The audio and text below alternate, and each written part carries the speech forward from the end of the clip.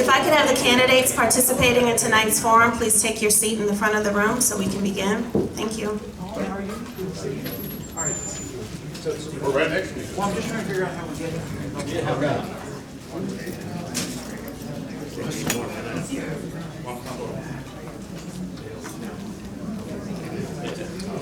All right, good evening, everyone. Thank you for joining us. To begin tonight's candidate forum, I would like to introduce Ms. Crystal Wheeler, President of the Loudoun County Alumni Chapter of Delta Sigma Theta.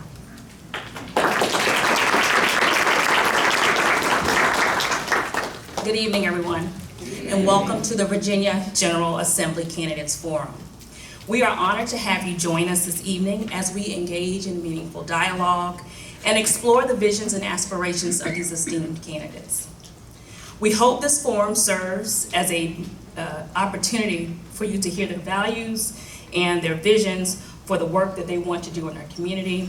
We thank our chair, Kiera, Jennings, and co-chair Truphelia Parker for hosting this event.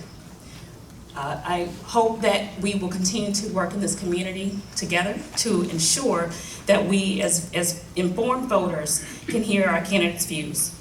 I'm going to turn it back over to Kiera Jennings so that she can review the rules for this evening and introduce our moderator for the evening. Thank you.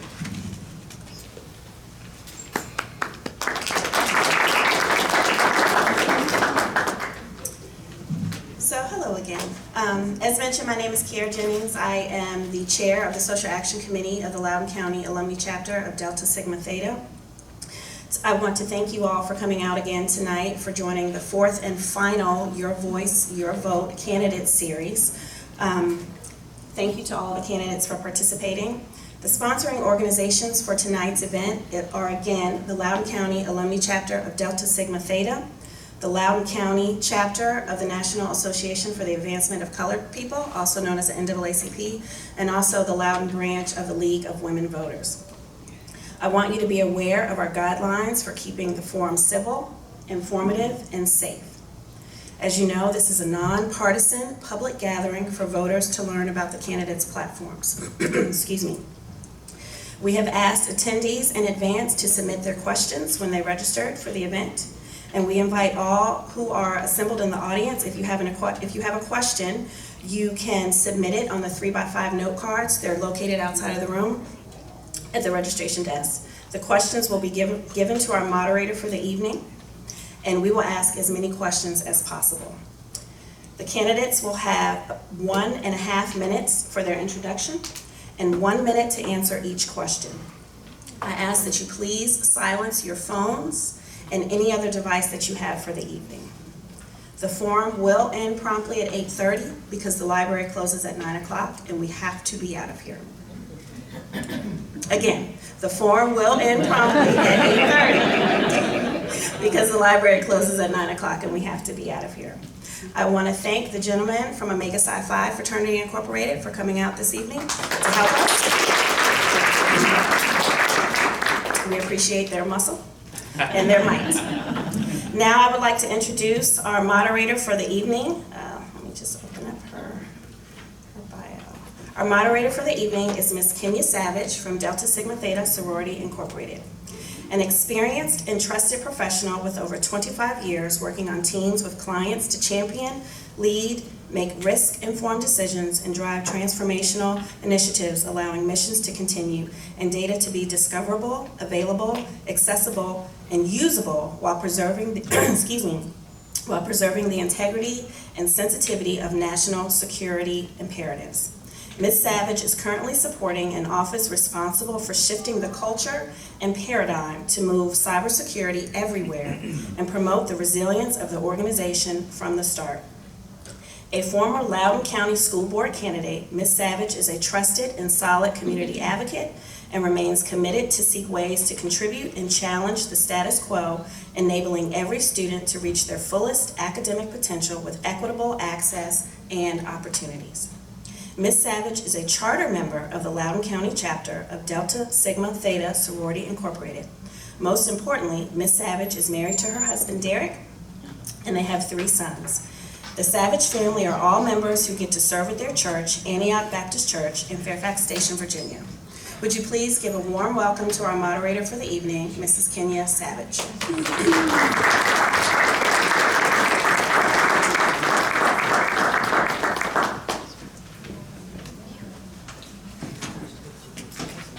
Good evening. Good evening. And welcome.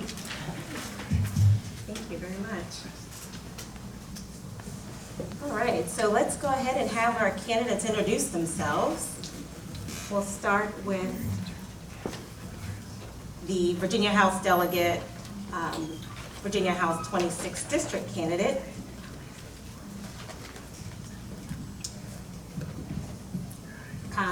Kannan Srinivasan. Kannan Srinivasan. Can you hear me? Yes. Perfect. Good evening, everyone. My name is Kannan Srinivasan. I'm running for Virginia House of Delegates. I want to thank the organizers for putting together this wonderful event. I've been to earlier events in the past. Very useful. So I'm running for Virginia House of Delegates in District 26. It runs from Brambleton, where I live, down to South Riding, with Aldi and Arcola on both sides. Includes all of Loudoun Valley Estates, most of South Riding, and all of Arcola and most of Aldi. I'm a finance professional. I've lived in Loudoun. My wife and I have lived in Loudoun since '99. As many of us, we moved from Fairfax for work.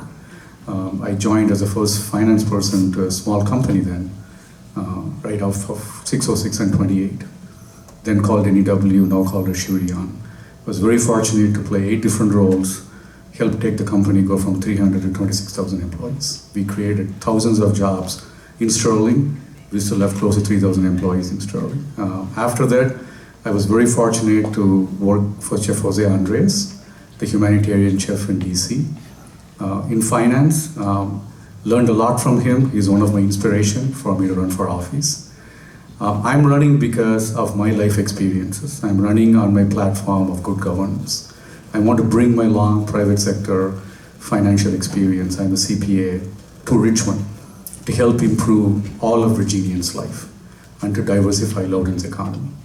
I'm very humbled to be the chair of Virginia Medicaid Board, appointed by 2 governors, and I became chairman a few months ago. We covered 2.2 million Virginians with a $23 billion budget. Thanks to the Democratic leadership. Thanks for the Democratic leadership.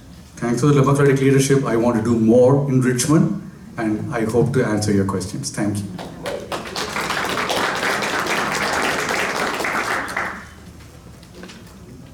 From the Virginia House Senate, Virginia Senate, 87th District, Suhas Subramanyam. Hi everyone, I'm Delegate Suhas Subramanyam. I currently represent the 87th District in Eastern Loudoun, and I'm running for the State Senate in District 32, also Eastern Loudoun. I'm very happy to be here and thank you all for joining us. It's always hard to get people to come out on a weekday evening, and I'm really glad I know others too had other events tonight, and I may have to leave early as well because we're double booked. But I just want to say that the past 4 years since I was elected to the House of Delegates has been an incredibly productive 4 years for a Commonwealth, and has been I've seen the ups and downs from COVID-19 pandemic to ratifying the Equal Rights Amendment and passing historic criminal justice reforms. One of the things that I wanted to do personally was stand up for the little guy. I stand up for consumers and do the things that were hard, but that we needed to do. And so whether it was protecting ratepayers from increased rates, or whether it was fighting for people who have high prescription drug costs, I was able to take on the drug companies and win. I was able to take on the monopoly utility companies and win. And I want to continue a lot of that work of doing the hard things that matter to people and affect their everyday lives in the state Senate. So I hope you'll consider voting for me, and I look forward to answering the questions. Thank you. Next we have Delegate David Reid, running for Virginia House 28th District. So thank you very much. As she said, I'm Delegate David Reid, and I currently represent the 32nd District, not to be confused with the 32nd Senate District that he's running in, and you're actually sitting in the 32nd District right now. So this is the area that I currently represent and have represented for the last 6 years, and this will be the new 28th district. I just want to give you a little bit of background about who I am and where I come from and just share a little bit. So most of you probably know that I have lived here in Loudoun County now for 24 years. And so this is home for myself and my wife.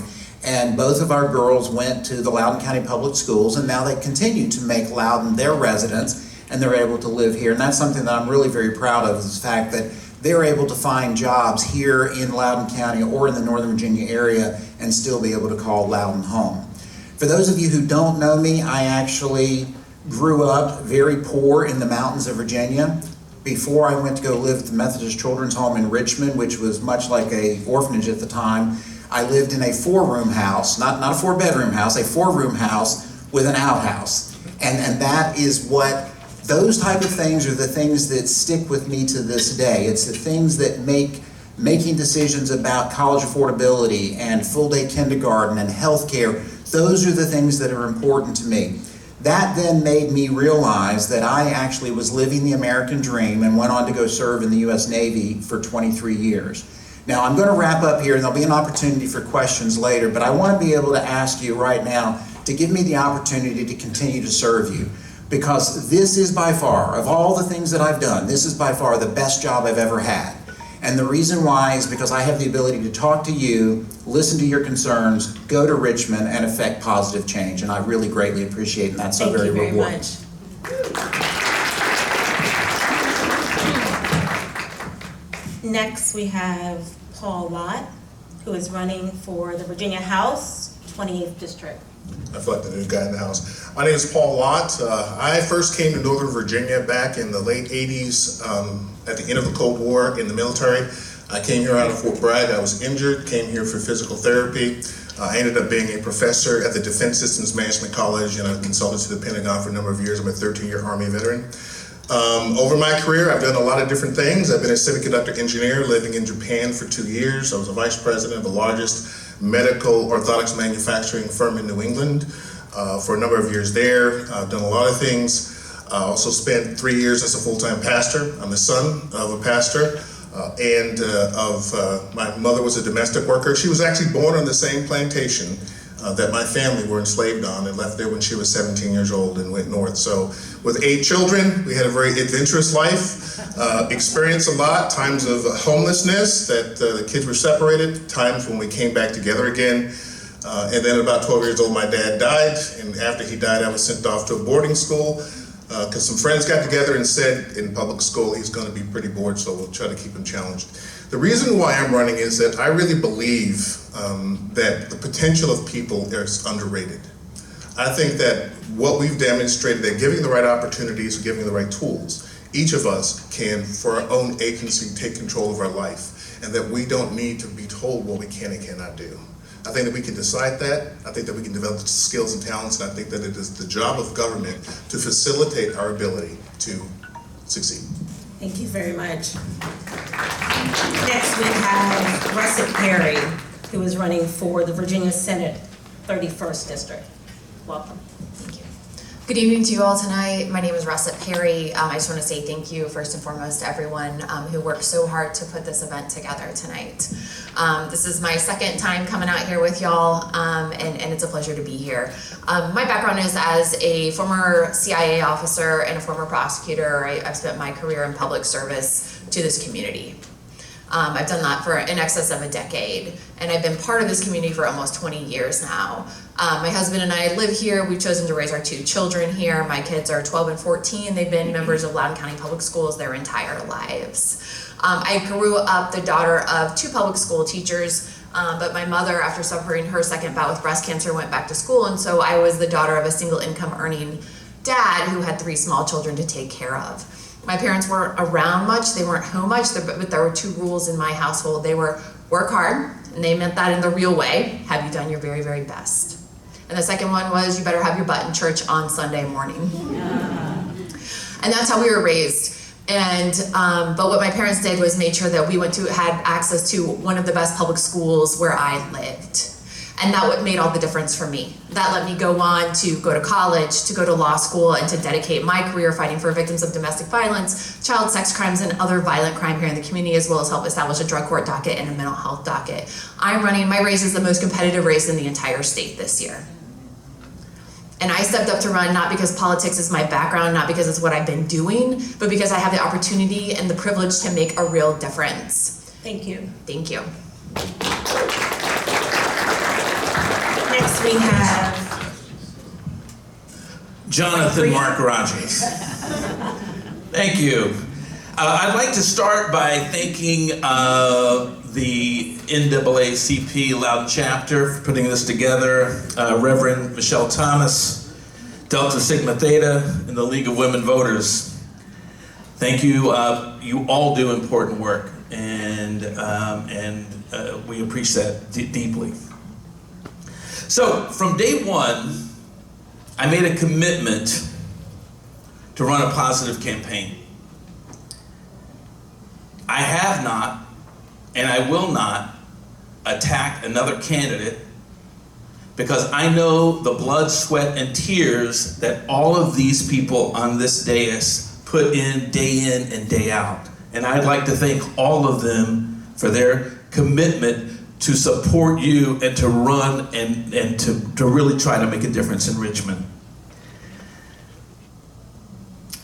Something that I've always done when I've engaged in conversation is I've tried to listen to what people are saying, because ultimately why we're all running is to represent you.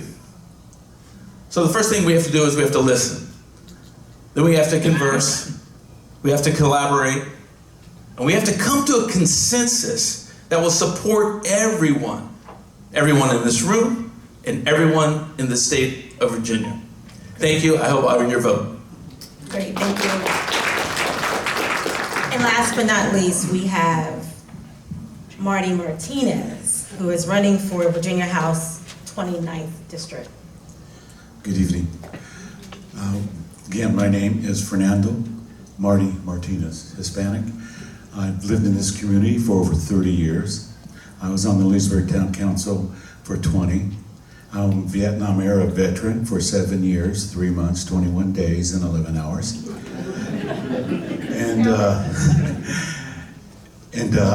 I have been very involved in the community. I've coached all my kids, plus others in all kinds of sports: baseball, basketball, football, volleyball, soccer, anything with the ball, I pretty much coached it and played. I played baseball till I was 55, but I got involved in the community. I love this community. I'm invested in it. I'm the older son of 5 brothers and 5 sisters. And as David had mentioned earlier, I grew up in a family pretty much with a single mom, alcoholic father, and my mother is the one who instilled values in me that said, you never complain unless you're going to do something about it. And you always leave things better than you got it. And that includes moving out of a house and coming back to the house and cleaning it, because she wasn't gonna let nobody think that dirty family lived in this house. So, we're talking 3 in the morning cleaning a house. So those are the kind of values that I grew up with. I'm 70. I have... Thank you. I'll tell you later. Thank you. Let's give our candidates, before that, are there any other candidate representatives that would like to be acknowledged or to say anything? Derrick Chase, running for Loudoun Soil and Water. Derrick Clark, I'm sorry. Yes, I am running for Soil and Water. I'm running 6th candidate. I've been in Loudoun since '95. I've learned a lot about this county. And like you all, there's so much to do here in the county, and we need to put activities together. Thank you. Now let's give all of our candidates a round of applause. We appreciate you very much. So we'll start this on this side with Con. This is just a general question. We'll play softball before hardball. We stay with the baseball analogy as Mr. Martinez. Can you share a personal anecdote that significantly shaped your political ideology? Sure. My political ideology is getting things done, period. I'm a very proud Democrat. I have very strong convictions. At the end of the day, it's about getting things done. And that comes from my experiences going back several decades. As a student, as an immigrant coming here, when I was hit by a truck in Norfolk, I had student health insurance, which covered 80%. For 20%, I went from pillar to post. I couldn't get on Medicaid. I have to pinch myself that today I'm the chair of Virginia Medicaid. It's about getting things done. It's about working with people. It's not about tearing people down. And that's my experience. Thank you. And that's my political ideology, honestly. Let's get things done for Virginians. Thank you. Delegate Suhas. In law school, I joined a clinic, and it was the equivalent of the Innocence Project, but I got a stack of letters from prisoners saying I was wrongfully convicted. So I had to choose which ones we should take, which cases we should take, and which ones we shouldn't.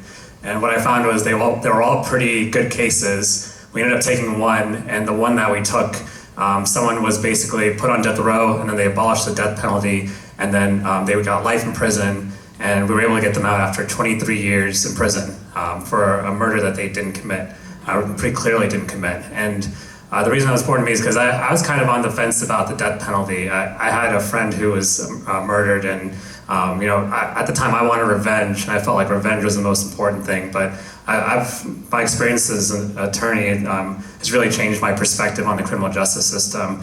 I feel like there's a lot of really bad things that go on, and it's one of my least favorite things about our country is the way we treat people who are convicted or who are accused, rather. And so I've really changed my perspective over the years because of my experience through that. Thank you. Delegate Reid. So thank you for the question, and this is really very difficult, and of course you asked a very personal question, but it's like, my mom left home when I was 6 years old, leaving my dad to take care of 5 children. And that single event changed my entire life. And you can't say to a 6-year-old who's crying as his mom's leaving that this is going to be the best thing that ever happened to you. But I'm the first person in my family's history, going all the way back to the 1700s, to be able to get a college degree, because I then went to go live at the Methodist Children's Home in Richmond, then went to go live with foster parents. And I remember again as a junior in college, realizing that I was living the American dream and that I owed something back to the country. And that's the reason why I joined and served 23 years in the Navy Reserves. And that single event also helped inform my decisions on college affordability, on access to health care, on access to affordable housing. So, thank you. Thank you very much. Mr. Lott. I think this one's going to get me in trouble. There's a lot of things that kind of influence my political viewpoints. One of the powerful things is when after my dad died, he had said to me, whatever school you go to, whatever happens, if anybody got an A in that class, you can get an A in that class. All you have to do is figure out how to do it, and you can do it. So that stayed with me. I ended up coming from some pretty terrible schools, and I worked my way into Harvard and dual major.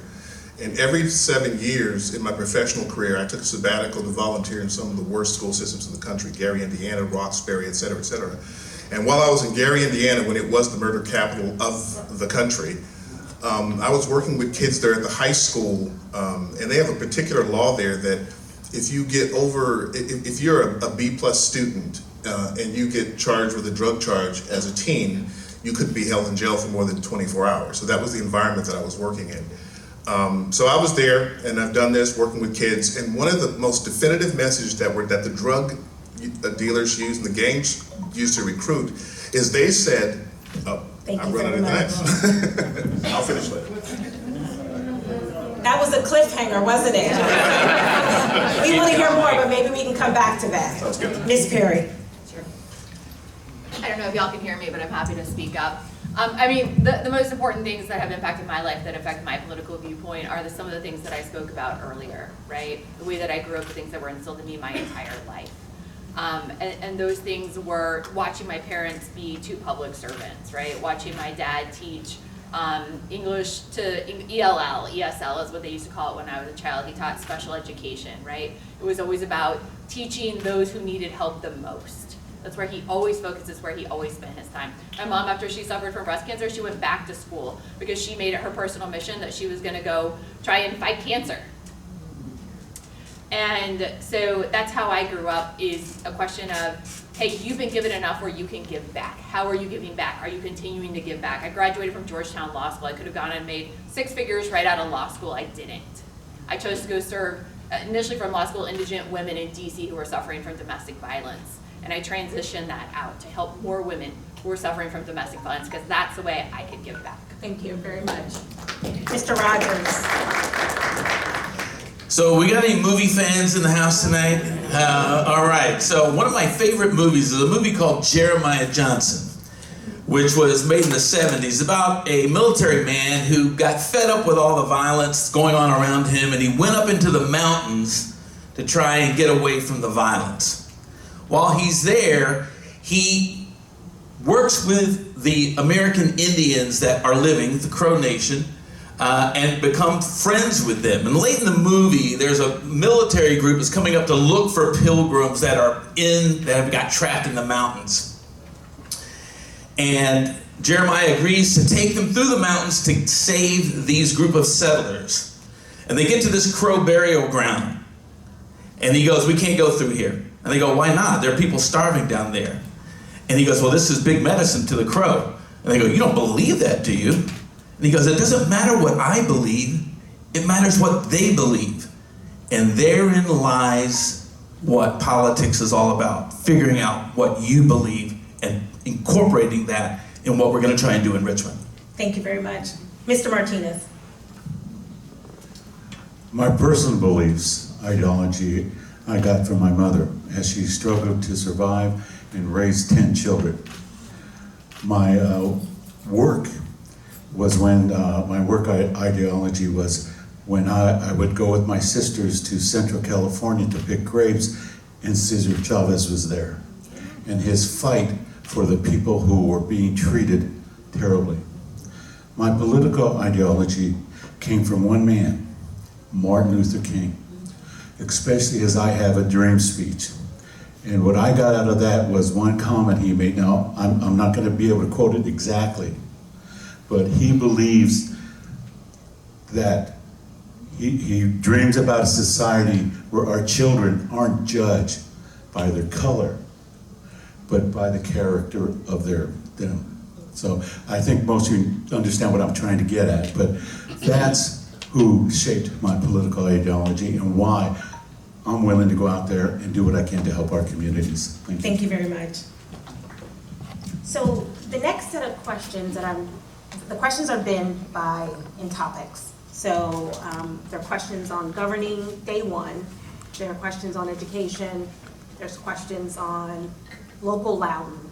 So I know, Delegate Subramanyam, you have to leave shortly, so I'm going to start with local Loudoun first because we got a few questions that came in with that, so I want to make sure that that we give you time to answer those as well. Specifically, Lansdowne residents are very concerned about Dominion Energy. Lansdowne residents, probably the whole Commonwealth area of Loudoun County, are very concerned about Dominion's energy proposal plan to install massive 135-foot electrical transition poles and wiring along a 10-mile stretch on Lansdowne section of Route 7. Purportedly, this wiring is for residents' future needs, but in reality, it's really for our data centers that serve over 70% of the world's internet that are demanding more and more electricity. Can you help us with state and federal infrastructure funds to pay for burying these wires, which are just the start of an ever-increasing data center need all over Loudoun County? and our neighboring counties. So I'll start with you, Delegate Subramanyam, and then we'll work to your left. Yeah, absolutely. I think certainly we can try to find funding. I think we need to find funding as needed, but I also really think we need to take a step back before we continue this data center bonanza and think about exactly what the long-term plan is and how that's going to affect our environment, how that's going to affect our power needs, our water needs, and affect our community generally. And I don't want us to continue the rush until we've figured out everything. One of the proposals I support is at least studying before we build all those impacts and really taking a step back, because I do not want to see us in a position where we're building in a way that's unsustainable and that's going to affect the health of our community as well as the needs of our community long term. So thank you for the question. Thank you. Delegate Reid.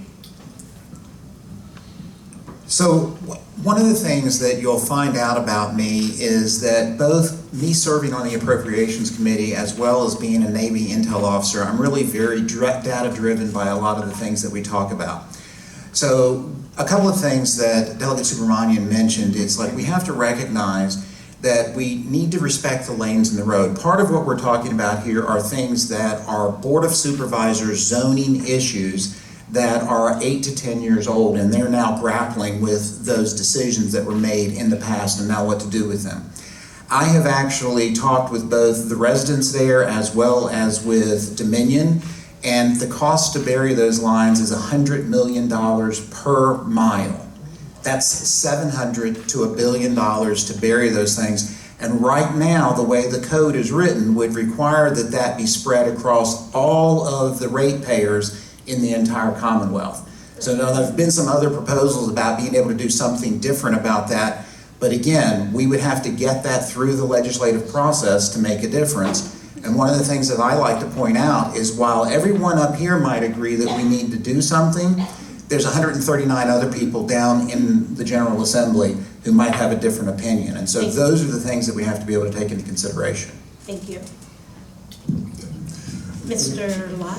When it comes to data centers, there's a technical constraint that we face in Northern Virginia. Because we have the Pentagon here, kind of the superhighway onto the communication network sits in Northern Virginia, and that's why so many data centers are being built here.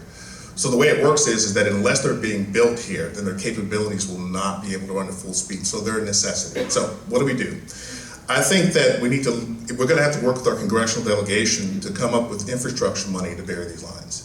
I don't think that it can be done in Virginia alone. I think that the impact of these data centers affect area across the country because everyone's using them, but the burden of their financial costs being placed on Northern Virginians. I also think that when it comes to data centers in the future, I think doing this county by county is problematic. I think that the Northern Virginia community should come together and come up with a long-term plan so that it's not onesie-twosie, to where, oh gosh, there's a data center, let me put one here, put one there. I think we need a long-term plan about where we put them, how we put them, how the lines run, because it takes a long time to get these things approved. So that means that we need to start putting protocols in place now, so that 8 years down the road, we're not caught in the same position that we're in right now. Ms. Perry. So that's actually why I was running a few minutes late, because I was over at the meeting that they're having tonight related to this very issue. My law partner is Brian Turner. He represents the Lansdowne Conservancy on dealing with this issue. So I'm very familiar with it and the fight to try to do something besides have these massive power lines over people's homes. It's a complicated issue. We have a ton of data centers here. I echo Suhas on the data center bonanza and just having them everywhere. I'm deeply concerned about the environmental impacts of them and the fact that these power lines are being paid for in the added infrastructure by ratepayers. That means it gets passed to each and every one of you. It's not saddled onto the data centers themselves, who are the primary users of that energy. So I'll tell you, my law partner tells me there's still a plan to try to get it out of Lansdowne, and I'm not gonna give up on that until he tells me that's not a possibility. And I think that's probably his best hope is to do that before we have to worry about burying the lines. Can we just move them somewhere else? So that's what I'm looking at, can we pass that burden on? It shouldn't be just on the folks right here in Loudoun County. Thank you. Mr. Rogers.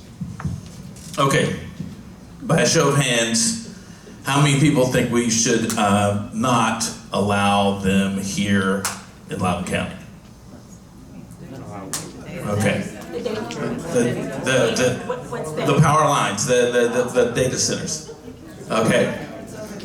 All right. How many people say, yeah, bring them in, it's great, it brings in money for the community? All right, we got a couple of people back there. All right, and then we got a lot of silent people like, oh, which way do I go? Which way do I go? Okay, so there's a lot of conversation to be had. I actually agree with Russet.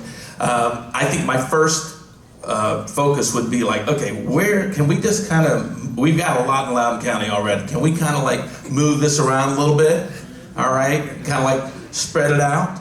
I think that's one. And then if we can't do that, then we got to figure out a way to get funding to get them buried. Thank you very much. Mr. Martinez. Well, after serving on Leesburg Town Council for 20 years, this is not a new problem. We have issues with dominant, and actually, you know, the solutions can be made because we had a delegate whose view shed was going to be destroyed by a power line, and he managed to get them to move the power line. So I'm saying that it can be done. I think it starts with the SEC and what they allow and don't allow. It also, we talk about funding.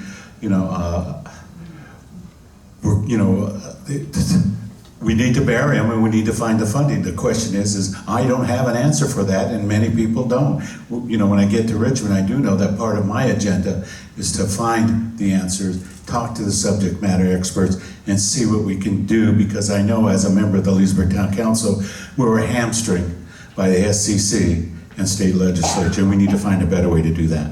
Thank you very much. So I think there's been some amazing comments made. I agree with Delegate Reid and Delegate Subramanyam about studying.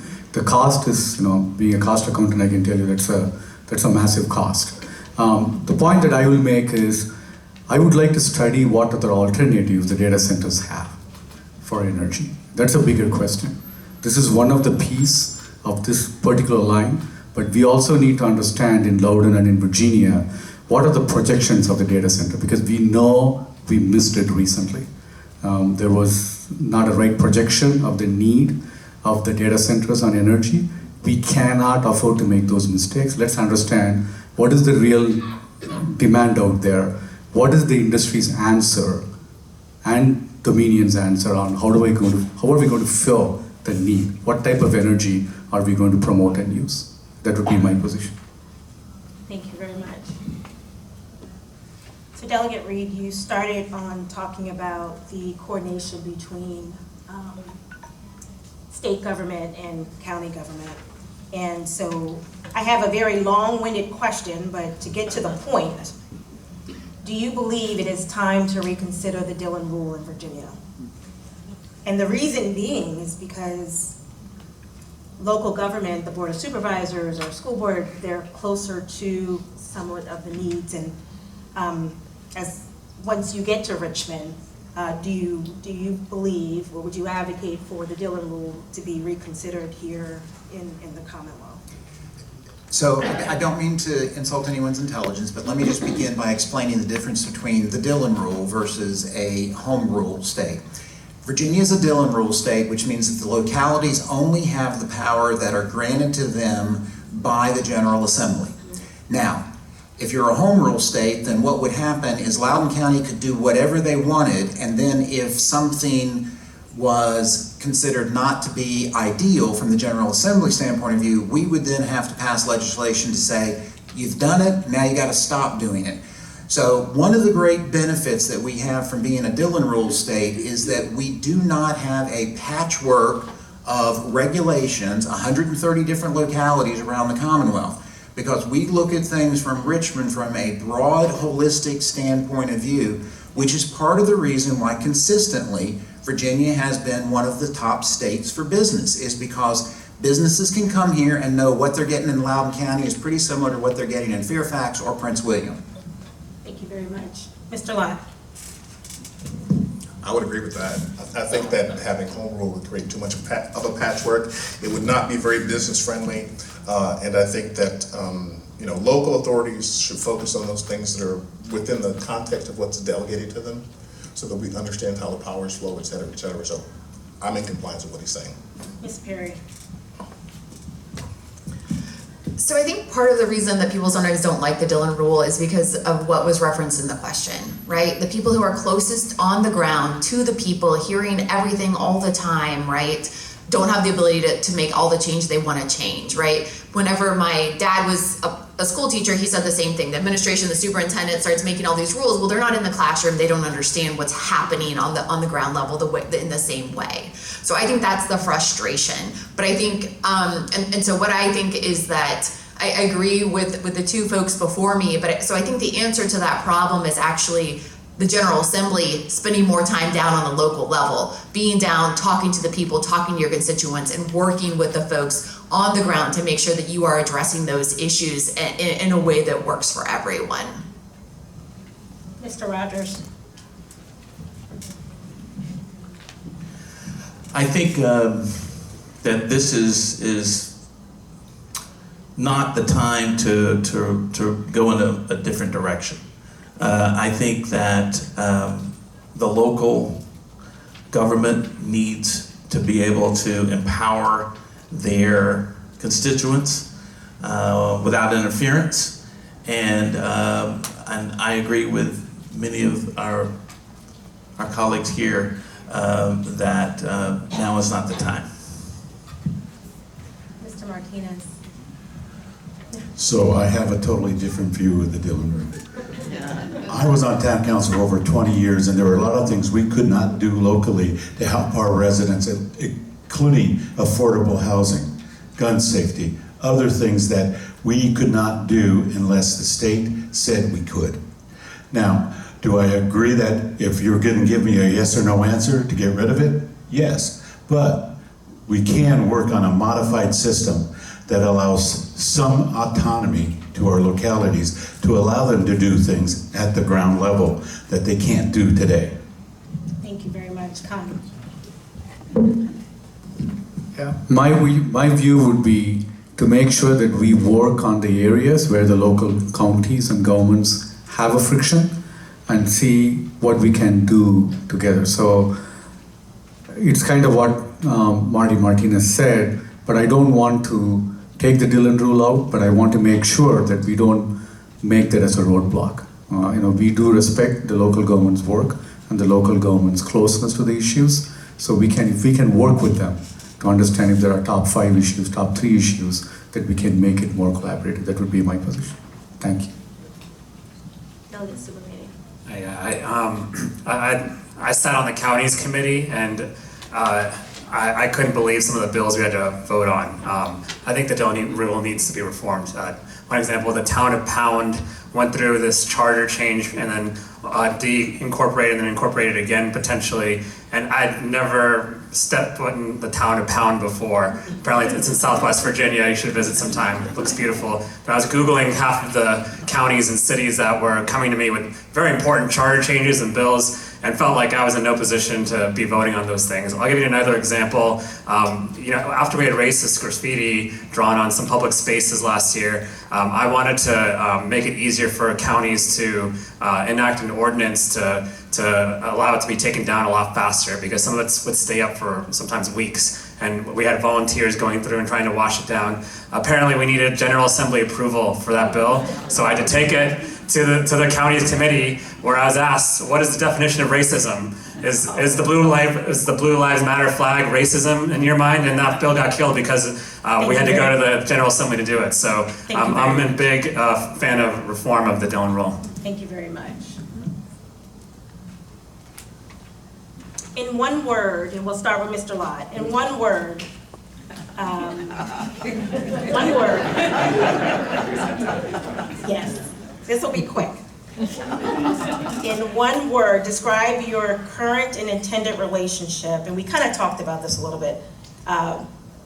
In one word, describe your current and intended relationship with local Loudoun leaders if elected, or when elected. Invested. Okay. Ms. Perry. Close. Mr. Rogers. Collaborative. Mr. Martinez. Close. Mr. Kannan. Collaborative. Delegate Subramanyam. I feel like I have to say a different word besides collaborative Yes, now. yes. Responsive. I get tasked a lot by them. All right. Accessible. Oh, sorry, Delegate Reid, thank you. A couple questions now on education. On education, do you think the additional $428 million in funding for public K-12 education to close learning gaps as a result of COVID pandemic is enough or too much? And explain your answer. How would you champion for more or less funds, or do you prefer charter or private schools over public schools? How would you advocate and govern when you're in Richmond? We can start with, I think, Mr. Lott, you had the last one? We'll start with Ms. Perry. So I think with my previous answers, you guys know how I feel about public education. I'm a huge supporter of it. I think it is an equalizer. I think that, or that it can be. I think that it can help people, really go on and succeed and perform regardless of where they came from, regardless of how much money they have. And that was my experience growing up, and I attribute it largely with any success that I've been able to measure and with the privilege of being here with y'all tonight.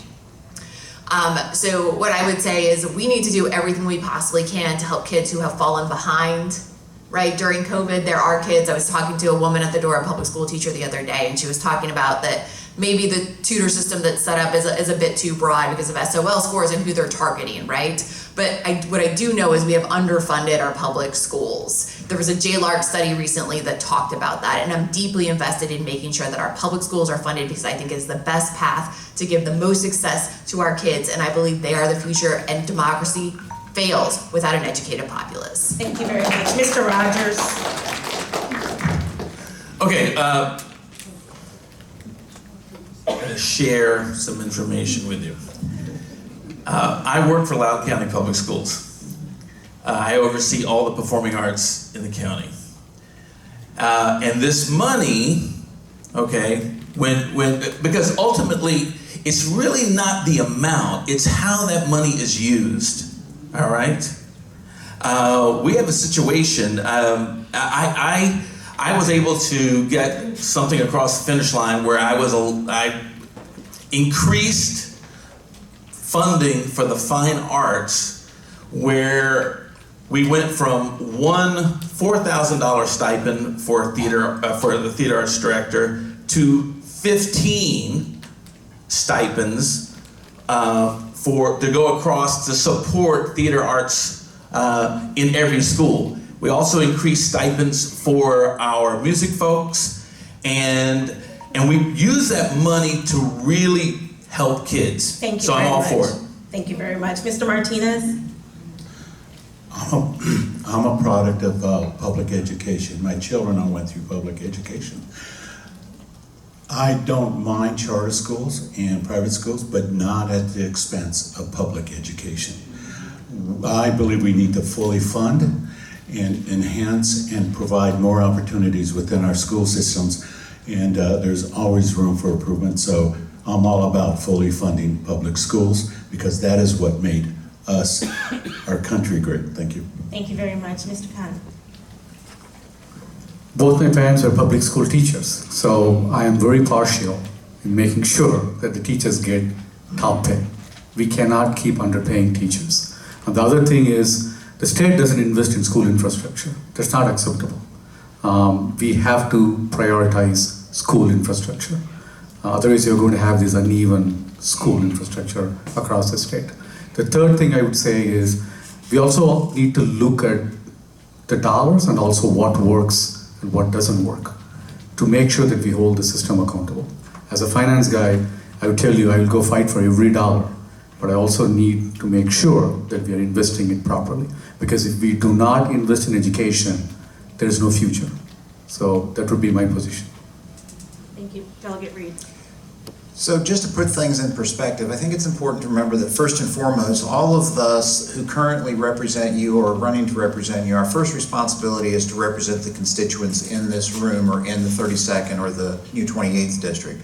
The other thing I want to point out is each one of us are running for the job of state delegate or state senator, which means that we have a responsibility of thinking about things across the entire state. And I want to point out a couple things that people have referenced. One is that we have a $25 billion shortfall unmet need for rural and urban school construction that is falling short. We live in an area here where we can build new schools, but there are other places where they can't. The other thing, and Russet had mentioned this, the JLARC study just recently came out and said we have been underfunding public education to the tune of $3.5 billion a year every year for the last 5 to 10 years. Those things have to be addressed first before we start looking at putting any funding to anything other than public schools. Thank you very much. In a short answer, no, I don't believe it's enough. I think that the way we're approaching funding is wrong. For example, if we want to help kids do better, if they've lost time because of COVID, they need more time. I think we need to look at where we have targeted school systems where we have year-round school. Every industrialized country has a year-round school calendar. It would avoid learning loss as far as comes to the Black community. It would keep our kids in school, because in a lot of our poor communities, there is no such thing as a summer vacation. It's just a break where your kids run around. I think that we have to look at it realistically. I can't take a 9th grader with a 4th grade reading level and get them to a 12th grade reading level in 4 years. So I think that we need to take a step back. I need to look at what we're doing with that money, and what needs to be important. If we simply fund more of what we're already funding, we already know that there's failures in that system, right? I think we need to step back and say, what can work? Let's have some common sense things. Let's look at those who are in most need, underperformed, model it there, and then when we have results, expand that to everyone else. Thank you.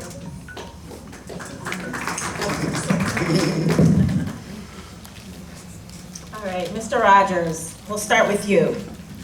Can you share a time when you worked with a colleague with a different background, culture than yours, and how you made sure to be inclusive of their identity? How did you see them in your engagement? Well, I think everyone knows that Loudoun County Public Schools, that is in the front. To have a really good education, we have to create a safe space. And the way you create a safe space is to make sure that when anyone walks into a room, that you really see them and you first try to get their perspective rather than sharing your perspective. And we have to kind of come to an understanding that, wait a second, how do I get to know you better so we can work together? Because this is the way education works. We have a problem in the middle of the room and we go, everybody, your voice matters. How would you figure it out? How would you figure it out? How would you figure it out? How would you figure it out? And we come together and we create a solution together. So that's the way we do it. And whether it be regardless of race, religion, sexual identity, it's about, I'm looking at that. I'm just looking about how we can work together. Thank you very much. Mr. Martinez? When I got out of the Air Force, I went back to college at Portland State University in Oregon. I was hired by the vocational rehabilitation group for the Veterans Administration. And our job was to transition Air Force, well actually all military, from military life to civilian life. And part of that was dealing with people with identity crisis and trying to integrate them back into societies. And part of my job was making sure that they understood the difficulties and problems. And through that is where I really understand the problems they have and how I'm willing to help them and accept them for who they are. And it was really tough clearing my biases with that job, and that really helped me do that. So thank you. Thank you. Mr. Srinivasan. In my career at my private sector company, I had to manage a large team in Western Florida, Panhandle. 500 employees. I used to go there every 2 weeks from here.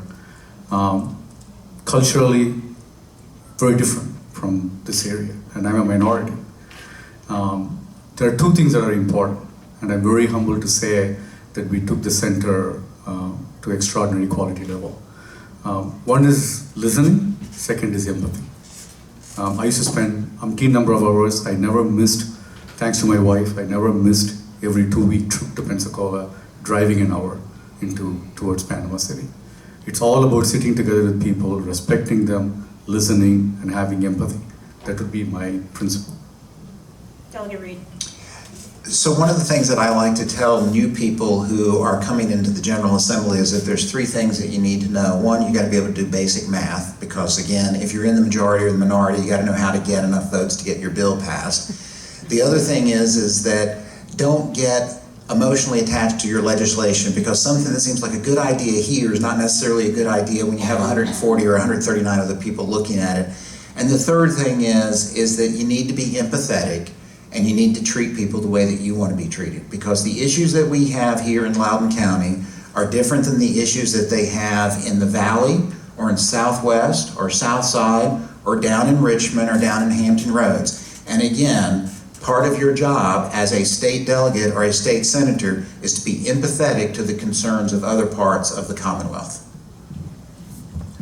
I'm going to ask if you could just repeat the question, sure. make sure I answer it properly. Yep, so the question is, can you share a time where you had to work with someone of a different culture or background, and how did you not lean on something that was comfortable and familiar for you, but how did you embrace the inclusivity of the person you're engaging with?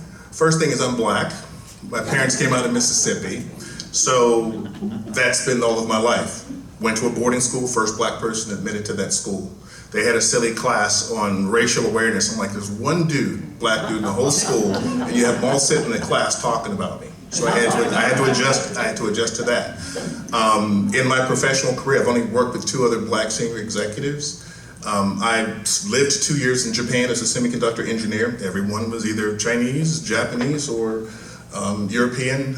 So this is my career. I was a senior executive at Lockheed Martin. Every one on my team was either Asian, white, or whatever. I primarily focused on family values to try to identify. Everyone has kids and wives and things like that, and I tried to identify with them and empathize with who they were as individuals and people. I had people that would quit other teams to go to my team. So this has been my life. I've always been the odd man out wherever I've gone. And you know, those sabbaticals were to go back and stay in touch with my own community. Thank you very much. Ms. Perry. Sure. I mentioned earlier that I applied for and was accepted into the Georgetown Law Domestic Violence Clinic. What that meant is you represent victims of domestic violence, it was women of domestic violence in DC. And I had one case in particular that there was a woman, she had been terribly beaten and left for dead. And she had a small child, and I was assigned to her. She was mine. And she didn't look like me. And I know what she was thinking. This is, you know, a white girl of privilege who goes to Georgetown Law School. I know what she was thinking. So what did I do? Because her case was so important to me. It was so important to me. I sat down, I listened to her, and then I went and worked my butt off for her. Because it's the best way I know to show someone how much you care. It was an incredibly difficult case. Her child got abducted from the DC Superior Court, and I worked night and day until she got her protective order and her child was back home with her. We're going to change the topics. We're going to move to healthcare. Can everyone say healthcare? Okay. All right. And we're starting with Mr. Martinez on the end. What will you do, once elected, to help ensure women have the right to make their own healthcare choices? Well, that's going to be a very simple and quick answer. Codify women's rights in the state constitution. I'll work to do that.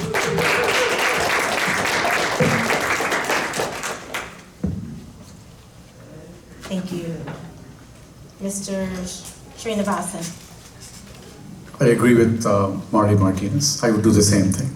We cannot let politicians getting involved in people's personal decisions. It's very personal to us, and I am very determined to be a brick wall in Richmond. Delegate Reid. I would agree with Marty. I mean, and again, I think it's one of those things where it's like, I am the father of 2 adult young women now, and it's really very disconcerting when they come home and say, after Roe versus Wade was repealed by the Dobbs decision, that, Daddy, I'm scared, what's going on, what are you going to be able to do to help? And those are the type of things that keep me motivated to do this, because it's not just protecting my daughters, it's protecting every other person's daughters here in the 32nd District as well as around the Commonwealth, to be able to have the right to make their own decisions with their doctor and their faith leader without having politicians being involved. Mr. Lott. Okay, this is a pretty passionate subject for me, and I just put it out there. In New York State, over several years, more blacks were aborted than born alive. In Virginia, 46.7% of all abortions are of black people. It seems across the country that abortion is being used to control poverty, and it's concentrated primarily in the black community. When I was in high school, I was told that blacks would be a majority by now, but because of the deaths in our community, we're not that. It has been used in our community, the black community, as a way of controlling poverty and directing funds away from those poverty programs. I think that if we looked at the problem and we start to try to get people out of poverty and we look at our underperforming communities, that abortion rates will become unnecessary. And that's where I think we should go. I think there should be reasonable limitations until we get to the point to where our most disadvantaged are not using it as a solution of poverty control. Ms. Kiera. I'm glad that the question was phrased as healthcare, because what we know is that pregnancy, we see, especially in the Black and brown community, right? Women are 6 times more likely to die than I am during pregnancy. And I said earlier, my race is the most competitive race in the entire state, maybe even the country. That's because there's an attempt this year by my opponent, by Republicans, to roll back the Roe v. Wade abortion protections that have remained here in our Commonwealth for more than 50 years. So it is the reason that got me up into running in this race, is to protect those rights, to protect women, to protect them, protect their health care. I'm not making the decision for you, but I want you to be able to make the decision for you. And I don't want my daughter to have fewer rights than I have had my entire life. I'm not prepared to go back. My seat will be the seat that makes the vote. And I vote that you get to choose.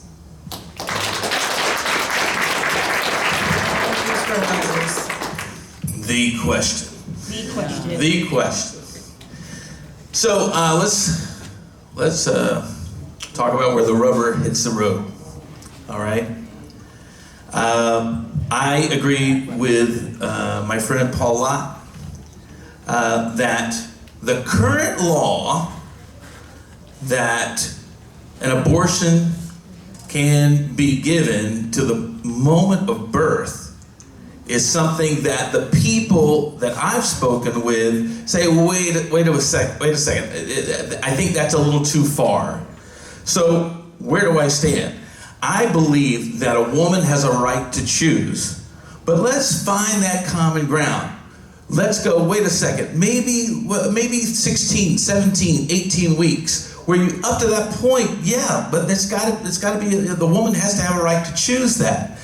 But if the heart is beating, and I have a child with Down syndrome, and I saw him jumping around and having fun, and I was asking him, do you want to terminate him? And I said no.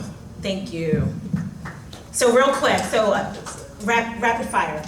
So I think I heard that everyone has said that we would leave it for, not make those decisions for the woman downrange once you get to the Senate or down to Richmond. So if that's the case, so if you believe that do you believe that abortions should be legal in Virginia? If you just raise your hand real quick, yes or no? Do you believe abortions should be legal in Virginia? And if so, do you support any restriction on timing? And we can just go really quick. I think the current laws are fine. Okay, Delegate Reid. The current law models after Roe versus Wade, and what Mr. Rogers was saying was incorrect. When you get into the third trimester, it has to be done in a hospital, it has to be approved by 3 doctors, and so there are not abortions being done up to the moment of birth. This is just Republican fiction that they're using to try to scare people and to take away the rights of women. Mr. Lott.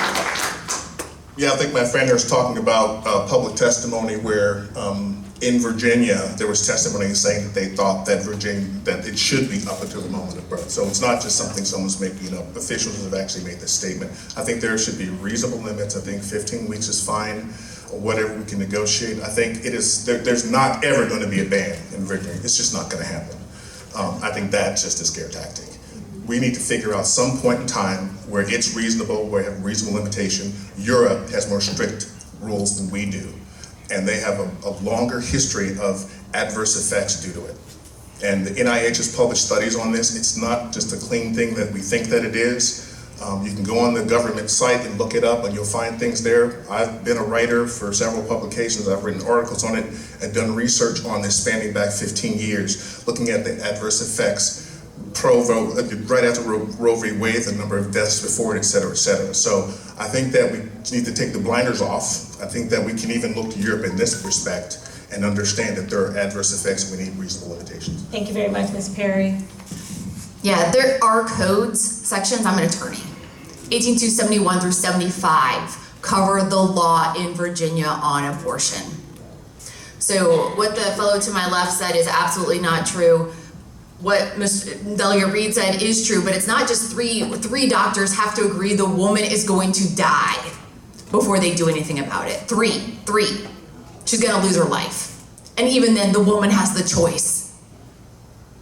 There is a law. It's what I'm fighting to protect. The law that has been the law. Do not roll back my rights.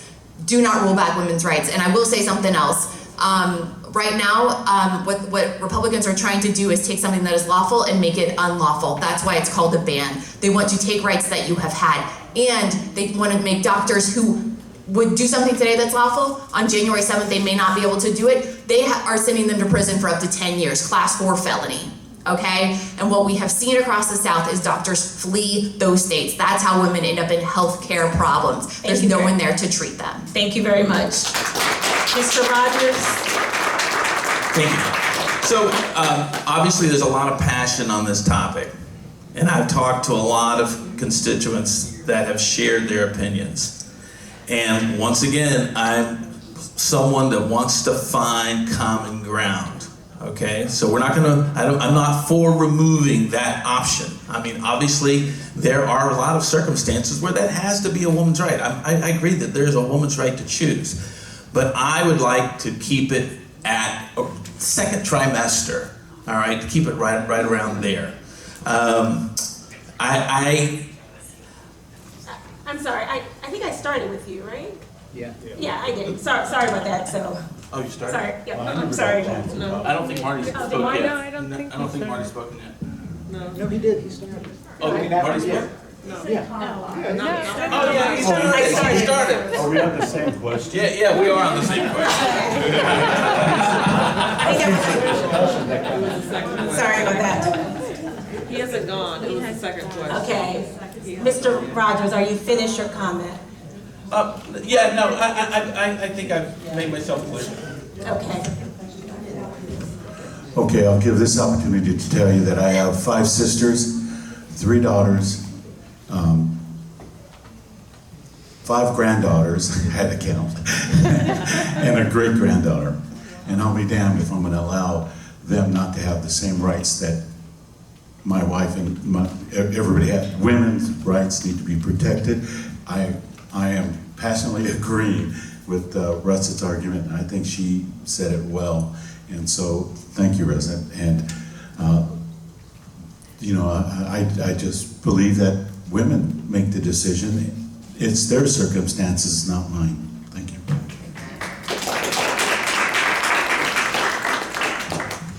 Okay, so as we think about governing at day one,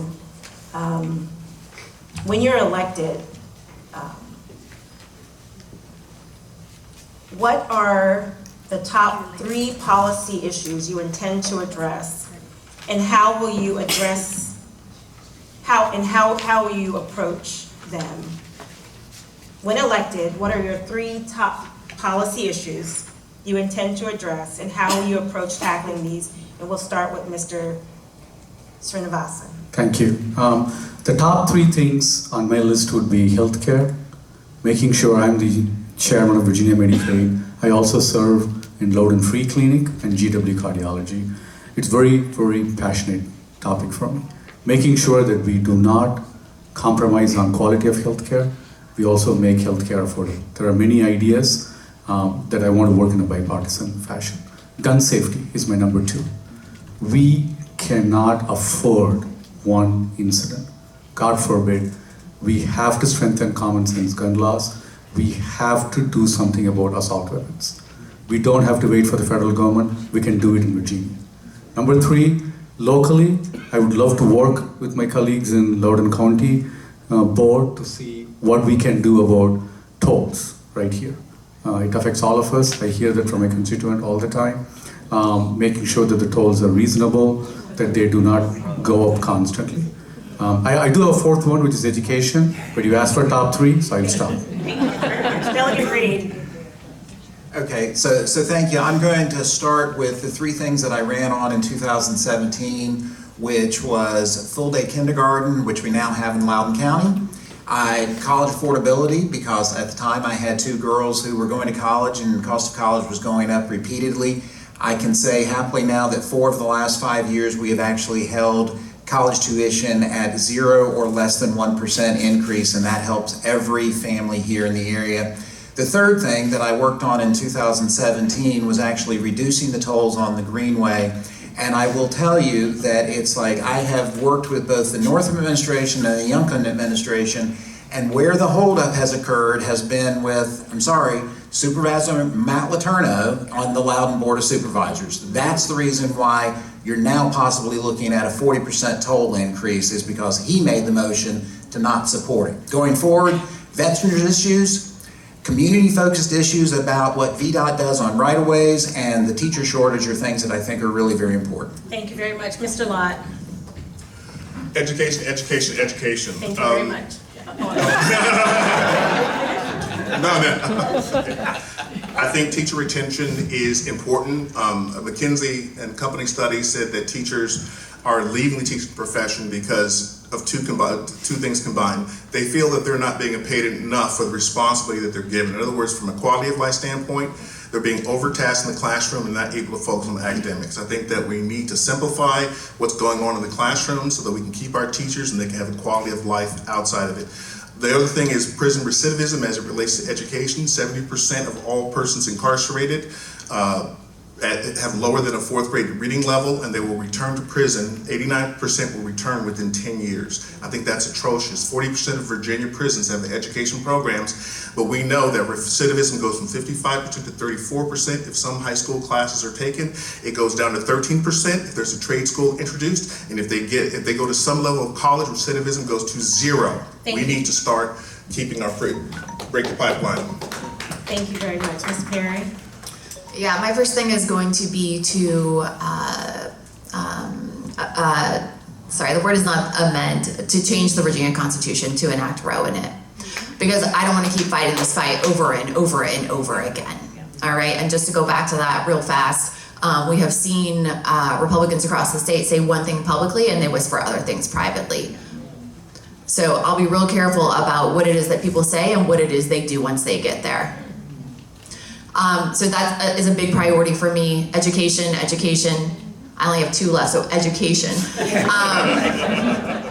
But making sure that we're taking care of our teachers, right? They keep our kids all day long, and I rely on them as a working mom, right? To make sure that they're taking care of them. They're making sure they get a good education. The least I can do is take care of them as well, right? Make sure they have the funds they need. Make sure they're not buying Kleenexes and school supplies, right? Out of their own pockets and their books and all these other kinds of things, right? So that my kids, so that your kids can go to school, can focus on learning in a safe environment. Thank you. very much. Mr. Rogers. So I think we found one thing that we all agree on, and that's education. I was a public school teacher for 20 years, so I'm all about that. I'm also about public safety, keeping our communities safe, fully fund our police because they do an incredible job protecting us day in, day out. So something that I want to bring to your attention that just happened about a week and a half ago, Board of Education had a meeting, and one of the members said, I was looking at what students should take in high school, and there's this fine arts credit, and I think that's outdated. So, I work with the Virginia Fine Arts Coalition. I've already written legislation, so on day one, I'm going to put forth that the fine arts credit is a requirement for graduation and something that all of our kids need to have access to. So fine arts, I've done it my whole life, and I've seen the incredible change in people when they take fine arts. Thank you very much. Mr. Martinez? Well, to repeat, codify Roe in our state constitution. That's number one. And number two, I just have to mention Maine, AR-15, extended magazines, and armored person bullets. Should never be allowed. Gun sense legislation is the next one. And then again, education, and I'm not just talking about our high schools or our middle schools or our pre-K, but I'm also talking about colleges and students and trying to do something about the banks and their predatory loans to our kids, and educating our kids to fully understand the financial impacts these things have on you when you finally get out of college.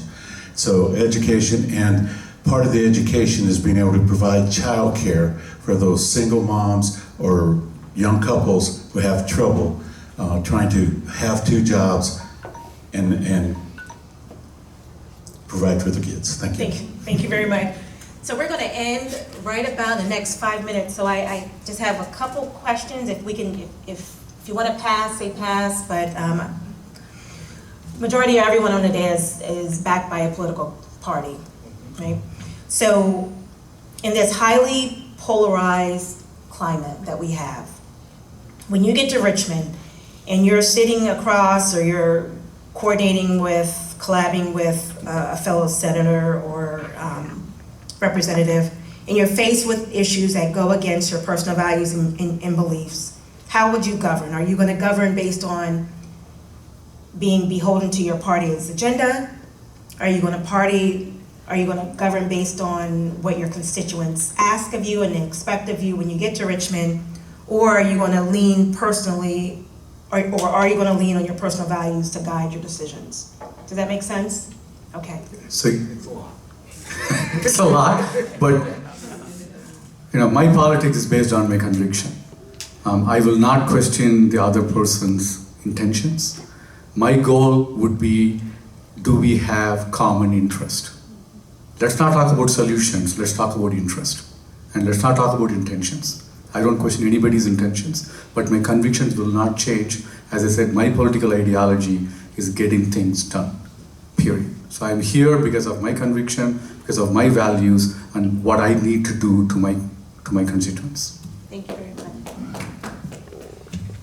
So I think that my record for the past 6 years really kind of speaks to itself, because it's like I've passed over 31 pieces of legislation and they've all passed with bipartisan support. There's not a single piece of legislation that I've done that was passed just by Democrats. And again, going back to the thing that I'd said before, because I grew up in the mountains, I went to Randolph-Macon Academy in Front Royal. My family is from Botetourt in Pittsylvania County. When I first got elected, I went and met all of the Republicans in all of those areas because I wanted them to know that I had some connection to the area that they were from, and that I actually was empathetic to the concerns that they had down there. So that has governed how I have conducted myself for the last 6 years. Again, much like what Kannan was saying, it's about finding solutions for problems and being able to step back from the kind of political, tribal abyss that we find so much of our national politics involved with right now. Thank you, Delegate Reid. Mr. Lott. I've written legislation that has passed through the House that there was very little objections to that went over to the Senate during the last term and were killed. I worked with Amanda Batten to craft different pieces of legislation. I've drafted a piece of legislation for Senate Newman. So partisanship is alive and well in Richmond. It's not roses. What I will say is this, is my philosophy is this: our system of government is designed to be slow and deliberate. And so where we don't agree, we should not force a solution that's a bad solution for the sake of getting something passed. I think that we can step back, take time, hammer out, look at the interests, look at the issues, and at the very least, figure out that piece which serves the common good. And if we have to strip away all of the decorations and have a very bare bone piece of legislation, that's what we need to do in order to get things done effectively and get the right things done. Thank you very much, Ms. Perry. Yeah, I think the question was like, who are you beholden to? Correct. Right? And the answer, whenever you serve in public service like I have done, you're beholden to the people who put you there. That's who you answer to. And so the answer is, I'm beholden to my constituents. They elected me to serve them. And what that means is that whoever it is I need to work with to get the things done that I need to get done for my constituents, that's who I'm going to work with, right? Because that's what you elected me to do, is get things done. Not sit up there and fight back and forth and, you know, stand up on a podium and tell you why I have such a great, you know, whatever. I'm not up there to politic or pontificate. All right, I'm up there to deliver for the folks who are counting on me. Mr. Rogers. I agree with Russet. I think that ultimately it's you. I mean, the objective of a delegate or a representative is to represent their constituents, okay? So we've talked about some kind of hot topics tonight. We talked a little bit about gun control, talked about women's rights to an abortion. Those are very passionate subjects. And I will not be afraid to engage in topics to try and find common ground on all of those. So number one, I gotta represent you. That's number one. Number two, I have to be a good listener with my fellow delegates so that we can respect each other and learn from each other. And that's what I'm committed to. Thank you. And Mr. Martinez. Too many times politics has been used as an excuse for bad behavior, uncivilness, anger, hatred. For me, what politics is when two groups of people with opposing views work together for a common good, for a solution that benefits everybody. And that is what I'm going to do when I go down as a politician, is to politic for you, to make sure that we work together to find solutions that benefit our constituents. Thank you very much. Give our candidates a round of applause real quick. And this is really quick. Any final, we'll do 30 seconds on the clock. Any final comments before we turn it back over to our... Thank you. My commitment is to listen, learn, and legislate. My platform is good governance. Please vote. Please tell your friends to vote. Early voting is through Saturday at many different locations. Please tell your friends to vote and family to vote. There is a lot at stake. Thank you. Thank you, Delegate Reid. So likewise, again, thank you all very much for everyone coming out. Again, this has been one of the greatest honors of my life to be able to serve in this role. And I too want to encourage you, please encourage people to go vote. Because again, all the elections that we have right now, whether it's state senator, state delegate, board of supervisors, school board, soil and water conservation, these are all the elected officials that deal with the things that affect your lives in the most profound ways on a regular basis. So this is by far probably the most important election that we're going to have in this very 4-year cycle. It doesn't get the same kind of status as we will have next year with the presidential election, but it's still very, very important. Thank you, Delegate Reid. Mr. Lott. I'd like your vote because I think my position is that we need to look at the most disadvantaged of us, and if we can solve the problems there, we can solve the problems everywhere. I think we spend so much time getting things crowded out and fighting over different issues that don't make a material difference in the life of people. And in reality, we have an issue in Virginia with poverty. In reality, we have an issue in Virginia with education.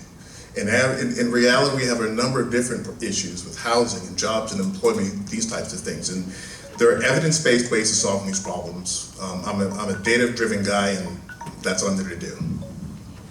Thank you very much, Ms. Perry. Thank you all so much for coming out tonight. This election is so important. As I said, my race is so important. It's going to impact the way that Virginia ends up going, certainly for the next 4 years, maybe longer. One of the things we have not talked that much about tonight is voting rights, ability to access the ballot box. What happens with my seat if I lose it, right? My seat is the seat that Democrats have held onto that's held that blue brick wall, if you've heard of it, in the Senate. That's my seat. If it falls, all the progress you saw from the past couple of years will fall. Thank you. Get out and vote. Mr. Rogers. When my son was born and the doctor told me, your son has Down syndrome, I took a deep breath. And the doctor looked at me and he goes, he's more alike to the average person than he is different. You've heard all of us speak tonight. We're more alike than we are different. Yeah, there's a couple of issues that we disagree on. And I really believe that we go, you know what? We're more alike than we are different. We can get things done. We can provide solutions. Thank you very much. Thank you very much. Mr. Martinez. As my mother told me, you always live things better than you got it. After 20 plus years on Leesburg Town Council, I think I left Leesburg better than I got it. As your delegate, I'll do what I can to make sure that the Commonwealth of Virginia is better after I leave it than I got it. And I want to thank you all for being here and listening to us. It's sometimes tough, but I can appreciate it. Thank you. All right, now we can give our candidates a round of applause.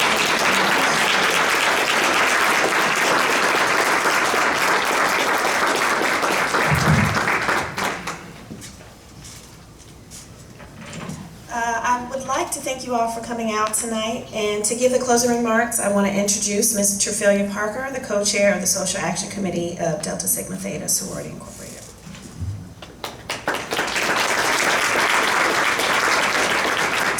Thank you again for coming out. Again, if we could just give our candidates another round of applause. Again, just thank you for your service to our community. I think it takes courage and commitment to run for office, and also just to serve time away from your families and other areas of your lives. But we do appreciate your commitment. So for everyone who is in the room, if you have early voted, just raise your hand, whether by mail-in vote. Awesome, awesome, awesome. So thank you for your commitment and taking the time to early vote. So this Saturday is the last opportunity to early vote. I know we have one announcement. If Joyce Thompson is here with the Loudoun NAACP, hey, come on to this. Excuse me, can you just thank the timekeepers? They really kept us on.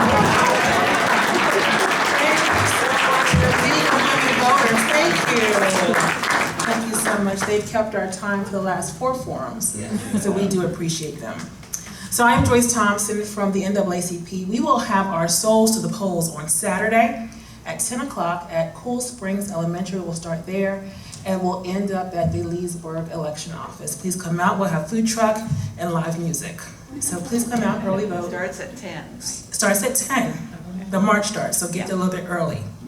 So it starts at 10 to 12. Food truck will be there, music, everything Irie. If you like Jamaican food, we will definitely have food that you like. So thank you very much, and thank you all for coming out. So thank you. So as Chair Jennings mentioned, we do need to vacate this space at 9 o'clock. So between now and 9, if the candidates have representatives, I know that we have tables in the back of the room, so you can use the next 15, 20 minutes or so to speak with the candidates, visit their tables.